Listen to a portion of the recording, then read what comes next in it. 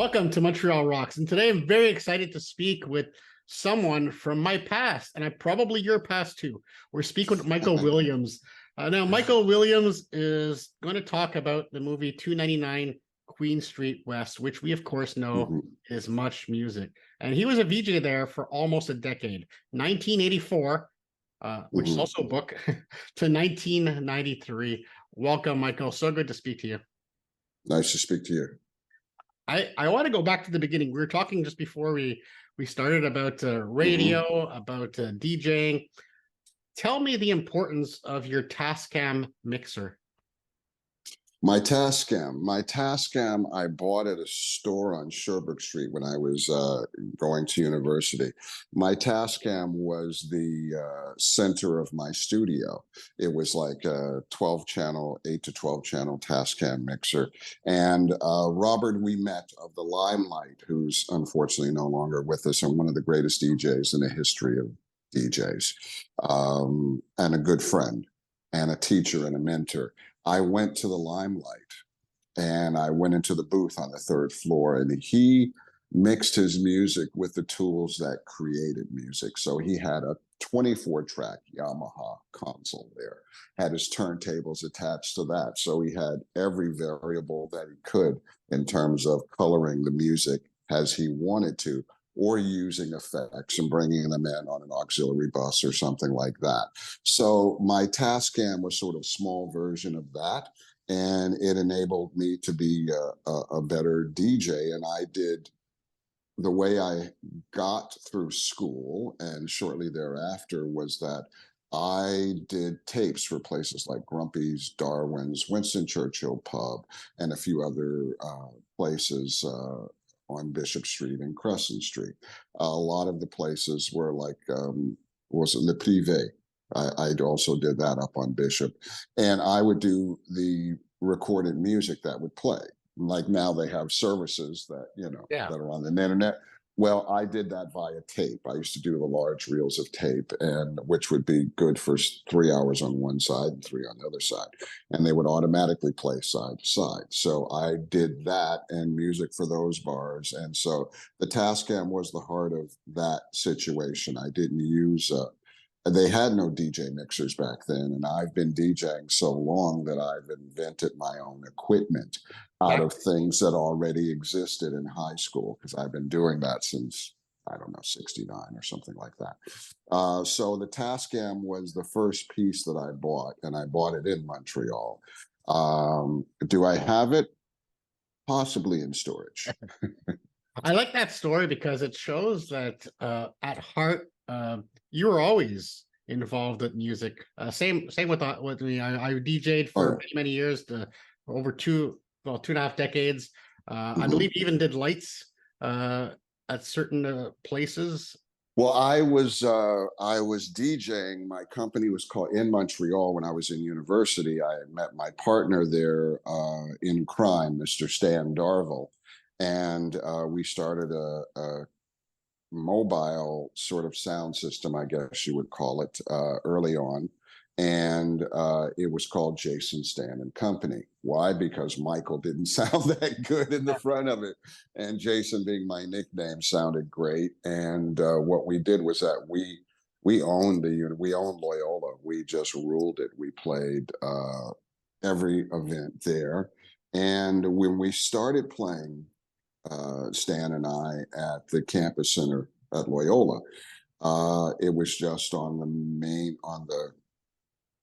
main floor and the top floor, and they had a basement that was a games room sort of thing where they had pool tables all over the thing. So it was a 3-story building, but you would only play one floor at a time.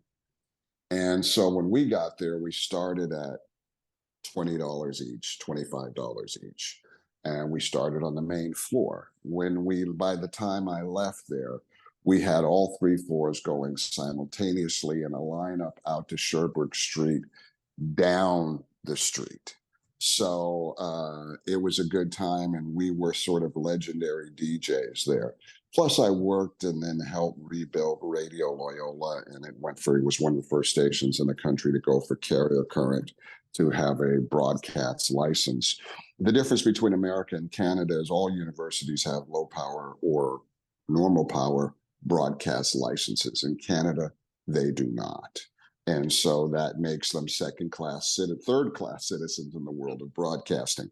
And I think that if the CRTC pulled it all together, they would see where college radio could really help the broadcast market as opposed to hinder it, and stop expecting normal broadcasters who don't really, you know what?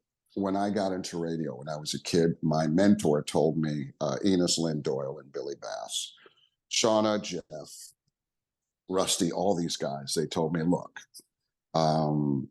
you think you're here to play music, right? Right. Yeah, absolutely. No, you're actually here to play the commercials. Because if they could play the commercials, or if they could play Mary Had a Little Lamb all day or fart into a microphone all day and get a 10 share, they would. Radio stations have no allegiance to music. DJs do, or Yeah. they think they do, some of them, or they thought they did. Now, not so much. So the only reason why they play the music that they play, boys and girls, is because radio is measured in quarter hours. And the more people they can get to listen on their quarter hours, the more they can charge for their advertising. They make their money off the advertising. They don't make their money really off the music. So that's why the quality of music is actually better in Steinberg's or Fortino's or any grocery store as opposed to the radio. And the thing about the radio is that Much Music paid no attention to the radio, even though it was owned by a company, Chum, who owned a lot of radio stations. We paid no attention to what they were doing. We didn't care what anybody was doing. We cared about what we were doing. And what we were doing eventually won and ruled the day. And that's how we changed music in Canada. Exactly. First of all, I love your connection to Montreal. The perfect person to speak about this movie about Much Music, and you are correct. There is something called the Much Music effect. It went beyond just being a show to watch on TV. It launched careers. It did launch a lot of careers, but it changed the face of music in this country. That was the most important thing that it did, not the careers that it launched. Most of those careers didn't really, some of those careers, not most, but some of those careers did not have the value beyond Much Music. Some did. And that's interesting, and I wish all those people well. But in terms of changing music, we changed music, and we gave a face to the music. We made it all three-dimensional, which is something that Black music did not have the luxury of having at that time on radio, except for a few shows. My show would be Club 980 at CKGM, Club 980 / Soul in the City, which was 40 years ago now, or 42 years ago or so. And we just celebrated that with Felix Desrochers, who has a book out called La Racine de Hip Hop au Québec. And that's the origins or roots of hip hop in Quebec. And then this past June, I was in town, and we had a reunion of all the rappers and people in my radio show. And it was just great. We had a party down in Turcotte, and we looked at some new MCs and stuff like that. But he shot a web series of which I'm featured in, along with Butcher T, all my MCs. That would be Blondie B and her Sweet Teddy Bear. Teddy Bear wasn't there, unfortunately. DJ Ray, who also couldn't show, he was in Jamaica at the time. The Quality Crew, the Classy Crew, and Triple Tretch. We had everybody that we could have there, and it was quite the event. I'm looking forward to it.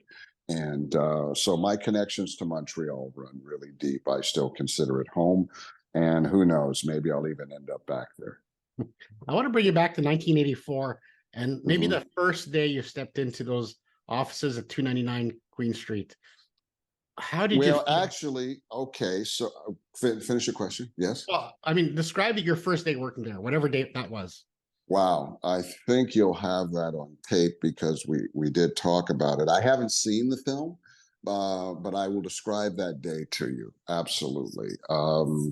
It was actually the first day was at 99 Queen. Okay. Okay. It was 99 Queen Street East. and Young Street being the dividing line. So well, I flew in. I stayed at a hotel across from Much Music or across from City TV where their offices were.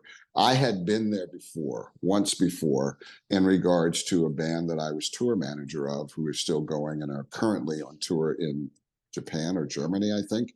They're called the Pointed Sticks. Pointed Sticks, my favorite band, but also the first band that I tour managed.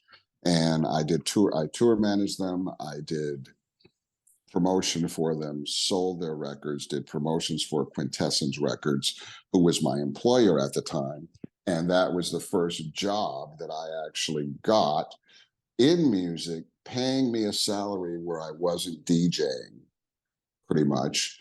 And I was doing all the jobs that a record company would do for this record store. Now, record company, Quintessence Records, thank God for Ted Thomas and everybody there, Carolyn, Stephen, the Pointed Sticks. But I also got immersed into West Coast music. So really, because of that, I had been to 99 before to see John Martin to talk about the Pointed Sticks and getting them a feature story on the new music, which I got. So I had been in the building before, so it was a little bit of deja vu. You go up to, I think, maybe the 4th floor, and I'm there. Oh, and I had also gone to the Much Music launch party. You'll see me in the background in photographs and tape and stuff like that, which was kind of interesting. That was great because I got to meet Ian and Sylvia, and just about everybody else that I had met in Canada was there. So that was really cool. So the party was great. And then the party was 1984, August 31st, I believe. And went to the party, went back to Montreal. Had already sent them my demo tape and stuff like that. So they called and said, yes, come on down. We'll try you out. Okay. So I flew down. The hotel I stayed at, Prince would later marry the manager's daughter of that hotel. Okay. So that was kind of interesting later on. And I just walked into the room on the 4th floor, I believe it was. I just walked into the room and it was like, okay, they put a microphone on me. You're going to be talking to Run DMC. Done that before. The record was already a huge hit in Montreal before Toronto because I had played the out of it on Club 980 and everybody loved it. And they had been to Montreal, I believe, before Toronto, possibly. Excuse me. And so I come in the first day. They mic me up. I sit down and do an interview with Run DMC. I hadn't been in the room for 20 minutes. I'm talking to Run DMC. Cool. We got the videos. Everything's great. They're great. To my mind, rappers are poets. So when you talk to them live, let them be poets. They don't have to be rappers anymore for a couple of minutes because it's really about the poet, the poet, the lyrics, and the rhythm for the lyrics, the rhythm that the lyrics are recited or spit in, depending on your word. So they were great. They were absolutely phenomenal. I believe that's in the film as well. I think Sean told me that he might have put that in the film. Then we stand up and we get out of the shop. My next interview comes in. It's Lou Reed. He's not in a good mood. He's got his arm in a sling. He's not a happy camper at all. And he just walks over and stands there. So I got Lou Reed over here. I got Run DMC over here, opposite sort of ends of the room. I asked Run DMC to come over because I went to Lou and I said, hey man, how you doing? He said, and I said, really sorry about that. And I said, and you're a Montrealer, so you'll get this. How's Garland? Garland Jeffries is his best friend, right? Absolute best friend for life. He says, you know Garland? I know Garland. Do I know Garland? Are you kidding me? And Garland and I were good friends. And my very first print interview that I did for Prime Cuts magazine, James Monaco, A&M Records, was an article on Garland. Okay, I flew to New York, did it, brought it back, and he was just a prince. He was wonderful. He was absolutely wonderful. I got that because his next door neighbor was a friend of mine's sister that I went to school with at Loyola. Okay. And Garland, of course, was just, last time he played Montreal, 100,000 people in the streets at the jazz festival. So Lou looks at me and he goes, "You know Garland?" "Yeah." "Okay." And so at that point, he's a little bit calmer, a little bit less pissed off. And I go, "You know these guys?" "What guys?" "These guys." "Who's that?" "Run DMC." So Hollis and Queens meet meet Manhattan or meet Brooklyn, like just meet, New York, meet New York. Funny that you guys met here in Canada and not in the US, but okay, fine. So the Kings of Rock, the MCs higher, we got a rock god here from Velvet Underground, the one and only king of New York City. We got Lou Reed. You guys shake hands and meet. They shake hands and meet. I don't know if that part is on tape, but I'd have to go back and find it. I would have thought that someone would have had the forethought to just shoot, because that was the magic about Much Music. Get in the shot. Let's just go. Let's shoot it. What happens, happens, but we'll get you there. No problem. So that was pretty much my first day at Much Music, introducing Run DMC to Lou Reed and interviewing Lou Reed as well. So it was all good. What I liked about your story is probably the one thing that I hope more interviews would want to do is make that connection at the beginning to have a good conversation. You Oh, obviously well, you're a I great mean, conversationalist. I can go on for hours. I hope we break bread and have a pint or something and just talk, because I'm sure you can hey talk man, your ear off. a smoked meat sandwich, dude. This is it. I haven't been to Smoked Meat Pete's, but I've had their smoked meat. I was a Ben's, Dunn, Schwartz's guy. You know what I mean? Like, and Moisha's Steakhouse. The fact that Moisha's Steakhouse is no longer there, my heart is It, broken. it is reopening, I heard. I had a feeling that it should or would. Where? Same area? I have no clue. I'll check it out, man. They were good friends, really nice people, and the best steak ever. They have steakhouses in Toronto. They ain't got Moishes. You know what I mean? It's just like I can find a good bagel in Toronto, up at Dundas and Niagawa in Oakville. There's a Fortino's there. The lady is from Montreal. She knows how to make great bagels. Other than that, finding a great bagel or even a good bagel in Toronto is damn near impossible. I mean, the deli here is the deli here. It's not Montreal. Sorry.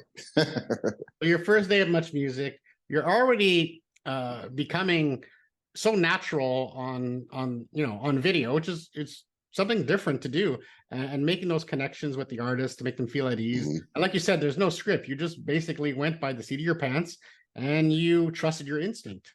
Well, I did the same thing that I did at Shome, except for they put a camera on me, and I still had a microphone.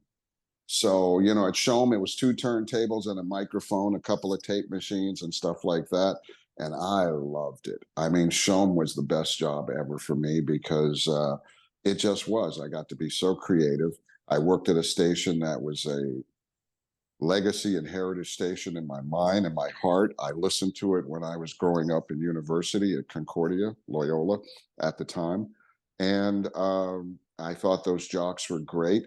And also the music that Shome played. First place I heard Benny King and the Average White Band, Star in the Ghetto. First place I heard Chaka Khan, I'm Every Woman. First place I heard Bob Marley, Exodus. First place I heard, first rock and roll station playing that I knew of in Canada, playing Rufus and all that kind of stuff.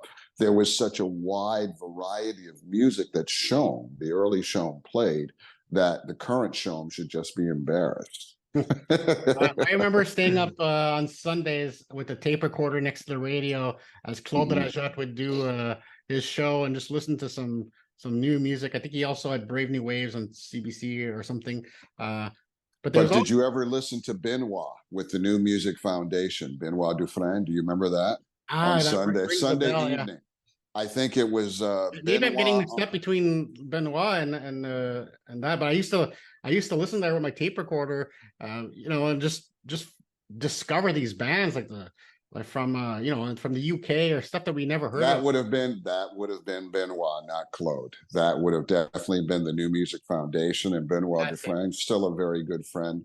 I just saw him a couple of weeks ago with his family, and I'm trying to convince him to come back to radio. I'm like, come on, let's buy Shom. Let's buy Shom. And then, Let's then start. we'll get the Jason Rockman back in on the seat there. Hey, you know, I would get a lot of people back on it, you know, and just make it a different kind of radio really tailored around Montreal, which is what it used to be. They used to surprise me with all the wonderful things they would do, from Midsummer Madness to a live concert. I mean, remember the Shaky Al Band, Jim Zeller, Walter Rossi, all those people were like, Oh, Jim you know, Zeller. Wow. yeah, Jim Zeller, Offenbach, Corbeau. It was a crime when Shom stopped playing French music, and when they started playing French music again, and they gave the show and the slot to Claude, I think on Sunday. I'm not sure Sunday morning or afternoon, but it was kind of patronage at best, and it just didn't do the music and the artist and the legacy and history of Shom. It has such a wonderful history in the hearts of Montrealers and Quebecers and Canadians, because a lot of those people left Quebec and they've gone, and you say Shom and they go, Shom, Shom, Shom, Shom. Duck you sucker. Yeah. And Jeff Sterling was an absolutely wonderful, amazing man. And I think, you know, I don't know what they're doing now, but I tried to go back there. I said, hey, man, I'll come work anytime at Shom again, any day, anywhere. Now, the music that they play is a little bit different, but, you know, music is music, and I can handle that. I used to program Shom and CKGM, and I have the honor and distinction of being the only person that I know in a major market who worked a major station like Shom on the same day. On Saturdays, I'd do Shom like 11 to 4. And then at 4 o'clock, I'd go have dinner, pick up my records in my car behind the station, take them into CKGM at 6 o'clock. I rocked from 6 until midnight, and it was spontaneous combustion. The wonderful thing was that they trusted me to do a great show, and I did a great show.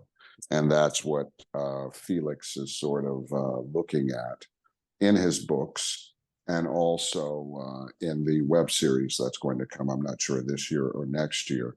And it was an incredible time for music. You know, Montreal's the type of city where artists could get lost. You had Club Soda, you had the Spectrum. Seeing the Jam at the Spectrum, seeing Simple Minds at the Spectrum, was there absolutely anything better? Oh, and And it's that's at so, the Spectrum. They play yeah, kind of a yeah. small show. It's insane. I saw U2 at the Spectrum. There were only Whoa. 50. There were only 50 people there. Yeah. This was like, and they didn't know. They only knew their album and a couple of Bob Dylan songs, and they did everything twice. It was pretty good. And I did Breakdance 84 that year before Shom at the Spectrum, which was the first event of its kind in Canada. And it was sold out. After that first sold out show, I believe in March, we had to do 13 more shows. 13. That was the level of the requests from the audience in English and French. People wanted to see what this rap thing was, because this was just before people called it hip hop. It was just sort of rap back then. And the best part about it was that we had all local artists in the show, with great musicians who popped up later in life. We hired every soul band in Montreal, all of them, all the rappers from my show, all the breakers, all the graffiti writers, and to Gene, the wonderful Gene Mims, who was out in the audience doing makeovers and stuff. It was wild. It was just, we made local news, national news, Entertainment Tonight, because it was the biggest breakdance, rap, hip hop event in Canada at that time. At that time, 40 years ago. They say hip hop is 50 years old. Well, I've been there from the ground floor. Before it was rap, it was the Dozens. Before it was, after it was the Dozens, it was Mama Jokes, which is the Dozens. Then there was poetry. Then there was Gil Scott Heron, Last Poets. And from that point, then it was the Last Poets with Jimi Hendrix, which most people don't know about or recognize. Doriella Dufontaine was the song and the Mean Machine. And it just sort of moved on. And the fact that I was doing this radio show in Montreal and people were gravitating towards it, it was really, really kind of neat. So Much Music was really, for me, it was an outgrowth of everything that I had done up to that point. I had been working with bands and in music. In high school, I worked with the Cleveland Orchestra. So I had an orchestra to play with for a while, and classical radio. I worked at 3 radio stations every day. I was at my high school station, WCLV after school, working, and then WNCR. I would go there after I would finish work around 9 and be there till 3 o'clock in the morning or whatever time I could be there for, answering phones, working in the studio, learning my craft from people who were just brilliant. And I was honored to be taught by them and also just to hang out and see what it was like. And that's where I learned everything with these folks. And at that time and in that place, being Black and in rock and roll was no big, all of my friends were. We were all like, white and black. We were all listening to Neil Young, learning how to play Down by the River, Cinnamon Girl, and stuff like that. We were all listening to the same stuff. So, and we had such respect for the music that if we could not play it well, we would not play it. We wanted to play it with authenticity and respect. And we did. Plus, I got to sit on the few committees for the Cleveland Orchestra, and a result of that was shows with Tina Turner, Stevie Wonder, the Rolling Stones. Oh, my big show was Pink Floyd, Dark Side of the Moon, and at the Blossom Music Center. That was my big, big show. And but all those other shows were pretty good. They came to me and said, "So who do you suggest we should bring?" Oh gosh, I came with a stack of records and stuff and kind of controlled the meeting, took it over and said, "Yeah, man, we got to do this." And they brought all those acts in, and it was kind of cool.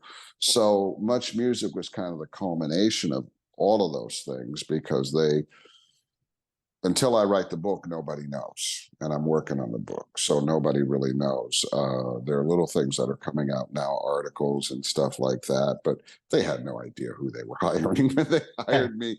Really, they had some idea, because I did send in a demo tape that I did actually at Shome one night with Dave McNally. I did that. I love the fact that you had, those are big names. And I'm Yeah. sure that you've been asked this question probably a million times of what your best interview was. So I'm not going to ask that. I want to know what artist might have surprised you from going from bad to great. Maybe somebody that didn't start off really in the groove, but by the end, you just were so impressed at how much growth they had as an artist. Well, okay, I'll tell you. Well, it's one individual. My favorite interviews, Quincy Jones, the Roberts, Robert Plant, Robert Palmer. I got to introduce Colin James for the very first time in the cafeteria, stuff like that, to the country. But Stevie Ray, there's Stevie Ray Vaughan. Stevie Ray Vaughan, the first time he came in, he was 2 sheets to the wind. He was just not in the best form, we'll say. And I'm a big fan, and when you're not in the best form, you're not really doing yourself any favors. Second time he comes in with the Stones publicist, Charlie Comers, I could have left my 2-year-old son with Stevie. I would have come back. He would have been well fed and a hell of a guitar player when he was, because Stevie would have taught him. He was just that loving and that incredible and that nice and that respectful. that second time around. Yeah, I got to see his last concert before he sadly passed away. And my second song at my wedding was Riviera Paradise.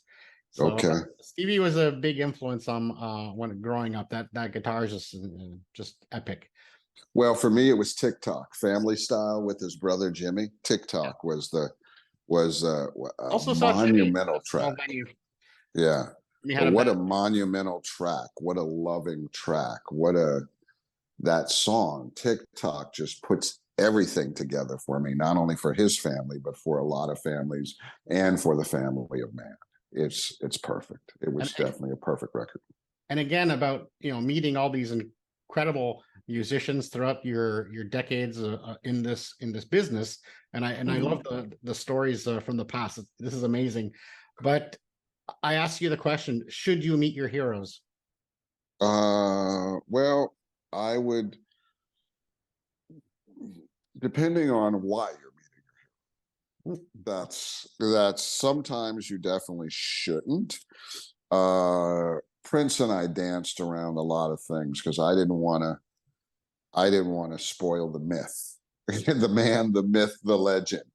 And that was one time I felt I should sort of let it be unless we were in a room together, just me and him shoot, so that was one I didn't meet, but I kind of met him. He played some jokes on me at a distance and stuff like that. That stuff will be in the book. That was interesting.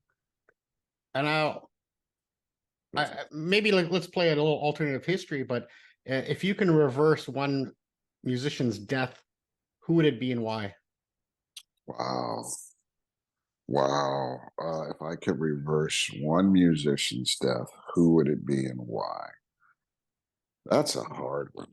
That's Normally, I mean, it's the first time I ever asked that question, but I would think the first person that comes to mind is probably the right answer. well, yeah, yeah, that's true. But then I mean, and you also have to look at the circumstances of their death. Was it old age, or was it natural? Was it unnatural? Mhm. Right? You have to look at those things. Or were they murdered? There's a wonderful podcast that's on CNN if you get a chance to listen to it. It's called The James Brown Mystery. It's great. And basically, what it says is that James Brown was murdered. I spent a lot of time with James Brown, well, a bit of time with James Brown in Ottawa. And he sort of fell in love with the city of Ottawa before he passed and came there for a week before an event that I hosted. And that was kind of great. But I'd have to probably go with the answer of everybody else. And, I would imagine most people would say Prince. Say who? Prince. Okay, sorry. Prince. Yeah. And then you look at the circumstances. Was it a mistake? This is that and the other. I'd say, my list would go Prince, um, Nick Drake for sure. Uh, Maybe Coltrane, John Coltrane, you know, uh, all of Weather Report, you know, sort of like that. A lot more jazz musicians than rock musicians, jazz and blues musicians for sure. You know, Unfortunately, uh, they had so many. I mean, the struggles that they had, uh, making music at that time and being, treated like you said, maybe third class citizens. If oh, not hey, they were, more. the interesting thing about music is that you have the people who innovate and create the music. Then you have the disciples and the followers, right? If your innovations are very creative and very good and go through the test of time, you become a school of music. Duke Ellington, Count Basie, John Coltrane, Charlie Mingus, Stevie Ray Vaughan to a certain extent, although everything that came before Stevie, he synthesized. Sly Stone. Um, so there's that always that possibility. But the disciples and the followers get caught up in the same trap as the originators. So the originator being a black guy, the white guys or the blue-eyed soul guys or the other guys, the white, the East Indian, whoever that's not black that wants to do that music, they're led into that sort of fraternity based on the level of skill and love that they have for the music and continuing it and learning how to play it. But those guys, those disciples, those followers, those students, invariably they will be treated like the originator. So they will be treated like they're black. Mhm. Just because you're around that art form, you're around that people. Now, having said that's the downside, the upside is when you're playing that party in the yard and grandma's cooking, you will be fed like everybody else really well, and they will treat you like everybody else because the music brings you into that fraternity, that society, that community, and that culture. Music is the great connector. Music is, unfortunately, it's used sort of like mortar at the pyramids or blood because when somebody would, they get crushed in the pyramid when the building of they didn't stop. Okay, more mortar, let's go. That's the way I think music, unfortunately, is being used now, especially with Spotify, iTunes, stuff like that. It wouldn't take very much for everybody to pay musicians a fair wage and to pay songwriters a fair wage, but somebody'd have to get the idea. And the industry is around, it's those same people that don't want to play music, they want to play commercials. Those same people populate the record industry as well. And that's why they loved hip hop in the beginning, because hip hop was high return, low investment. LL Cool J did his very first album in his bedroom. Mm. If they could do that and have that price for every album, they would. But it turned into an art form 50 years long. And look where it is. It's one of the highest grossing forms of music ever put on the face of the earth. And it's run by a bunch of young black kids and old accountants. And the young black kids figured out the record deal isn't really worth it because it's like them giving you a credit card that you got to pay back. Yeah, exactly. Right. So they can get a Tascam and they can go to the basement and work out. Stairway to Heaven was recorded on an SM57 microphone, one of the cheapest microphones you can get. Sound great, don't it? So so it's never about the money. It's always about the art, the creativity, and the person who has the microphone in their hand and the person who's playing the music and the intention of which they do it with. I love that you came full circle. We started off with the Tascam and we ended with Tascam. Tascam. Really, it's all about having the bravery to do something new, which was what Much Music was. It was a brave initiative to really throw a wrench in the music industry, do it your way, and see what happens. And look what happens. We have this epic these memories. I have memories of growing up, even before Much Music came, when they only had like 6 videos that they played on a loop on the cable station. I remember. Oh yeah. I saw ZZ Top, Sharp Dressed Man probably 100 times. And I probably Duran Duran or something else. I don't remember what it was, but well, you know what? Every hoot and holler had a video show, and this is I stopped by and saw this guy yesterday because you're again Montreal. You remember this? He lives around the corner. Nightlife with Peter King. Remember that? Okay. And Peter King lives around the corner from me, and he was one of those early people playing videos. He was there as I got there, and he was playing music videos. Every hoot and holler, every town had a cable company and some young kid at the cable company that was going to jam these videos any way they freaking could. So we had Peter King, we had Nightlife, I think they had Like Young in Montreal, which had nothing to do with video. That was more sort of a thing where people it was more of a dance show. And then we had Feel Like Dancing with Ian Finley. If you feel like dancing, with Rose Royce doing the theme, lending the theme to that. And in Toronto, they had Chuck the Security Guard.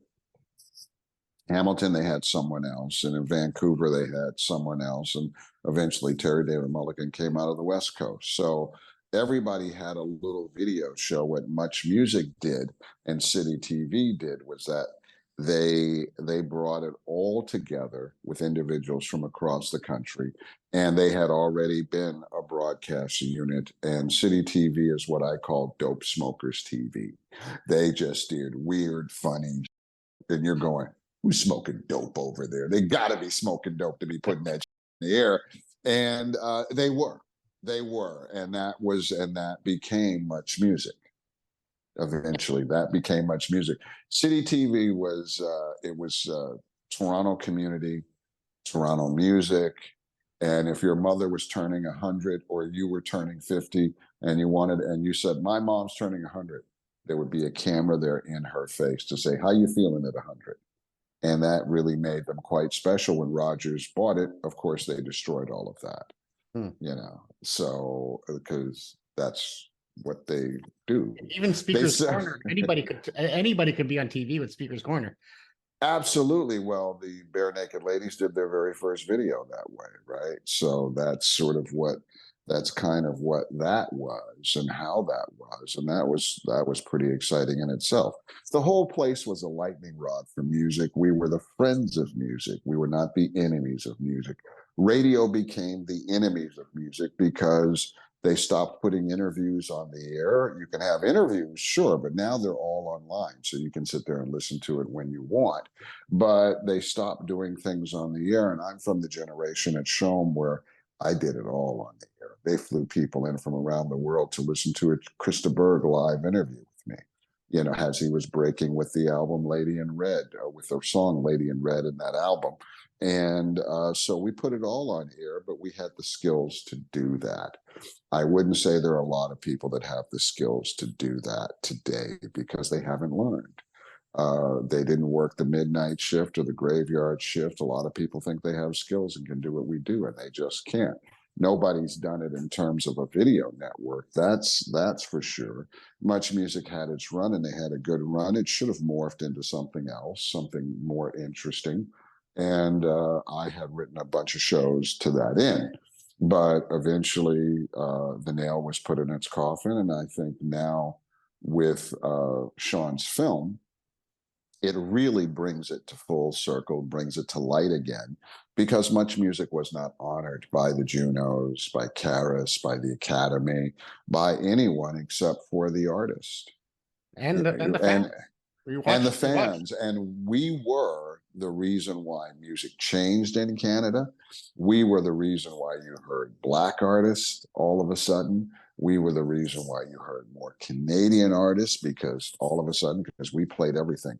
If you could make it to Much Music with your video, it didn't matter where you came from, you could make it to Much Music with your video, you were guaranteed that we were going to play that video at least once, maybe 3 times, because once for you, once for your family, once for your friends. See what happens. What's the worst thing could happen? Nobody watches it. Oh, okay.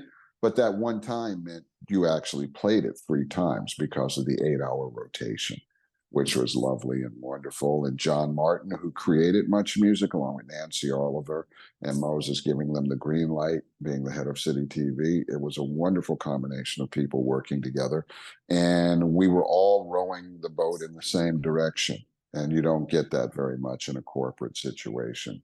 And we had some autonomy, and we had intelligence, we had goodwill, great intentions, and we were the friends of music.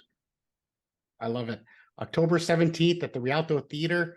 Yeah, sure to get your I'll be tickets. there. I'll be there. We'll I'm coming home, man. Do a little Q&A with Michael. Obviously, you have more stories to tell. I wish we had more time. No problem, man. No problem. We'll do it again sometime. Just keep my information, stay in touch, because now that this is coming, the music is coming out, a lot of music that I produce. You'll find my name on on a lot of things you won't think you'll find it on, like Cirque du Soleil, the original version of Alegria. I was the contractor on that, and that happened to be my session, which morphed into their session, and that's the type of stuff that I'm writing about in the book. Yeah, I saw that when I was doing my research. Yeah. Hey, man. Yeah, because last time when I was in Montreal in June, I turned on the radio and I was like, "Whoa, hey, where'd music go?" So it was interesting because you know what my favorite place and one of my favorite places in Montreal that I still go to because the Spectrum's no longer there and some of the bars and places and like that aren't there. And if they are, they've all changed so much that you probably wouldn't recognize them. But my favorite place to go, and I'm not sure if it's, I think they've moved it into Place des Arts, Archambault Music. I would always discover something new, something great, something grand, something exciting. When I was at Archambault Music, I would just talk to the staff. It's like the old Phantasmagoria. I don't know if you remember Oh yeah, that, but yeah. yeah, I'm yeah, 55 years old. yeah, man. So Phantasmagoria, They Pier still have stuff. Music, Rock on Stock, and Dutchie's Record Cave. Those are my haunts, man. Excuse me. Those are the places that I go to find music, and I would always find something new and interesting and great at Archambault. If I didn't know, somebody would tell me, and it would just be absolutely a great trip to the record store. But Right. all those record stores were quite fine. And actually, Rock on Stock, there was, well, I'll write about that in the book, but we had an incident there once, and that was kind of interesting. And of course, I keep on my phone, and personally, I have all the records from, from everyone, from Boule Noir to I still have Corbeau to Offenbach. Cheap Thrills stickers on some of my old vinyl. Oh, okay. Cheap That's Thrill. still around. Yes, I Yeah. remember Cheap Thrills. Yeah, I used to go and do Cheap Thrills all the time. I loved that There's one place. left. One left. Is there? Yeah. Yeah. Only But one- those are the places that I love. And of course, then, the food of Montreal is legendary. The people were just great. I was stopped in the street a lot. A lot of people wanted to talk to me. A lot of people wanted to say thank you. And you know what? I just want to thank them because everything that's been good for me started in Montreal.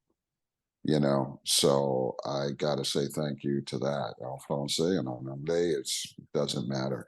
It was all good, and I got to hang out with like Les Seguin and Michel Seguin, no, Toubabou, I please, just realized. and I love it. And when I'm in town, if you're not there, I won't see you. But trust me, it's Montreal. I'll be back.